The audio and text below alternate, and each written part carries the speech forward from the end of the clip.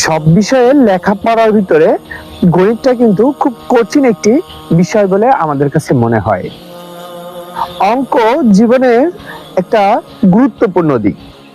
হিসেব নিকেশ বলেন কিংবা যে কোনো পর্যায়ে অঙ্কের প্রয়োজন পড়ে। অঙ্কের সাবজেক্টটাও আমাদের কারো মাথায় খুব বেশি ঢুকে, কারো মাথায় ঢুকতে চায় না।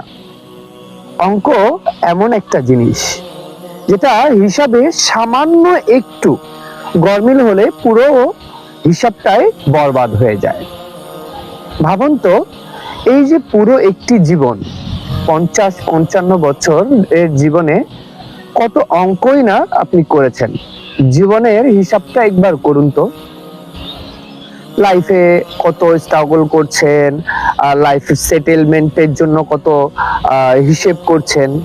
একবার হিসেব করুন, এই 55 বছর বয়সে কতটুকু নেকি আমরা আদায় করতে পেরেছি, এবং ঠিক কবরে যাওয়ার পরে আদৌ আমাদের পুরোপুরি অঙ্কের হিসাব কি আমরা মিলাতে পারবো?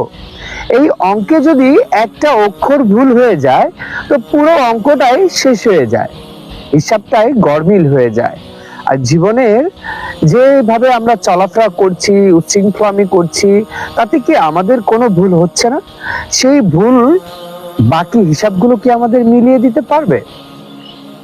একবার নিজেকে প্রশ্ন করে দেখবেন।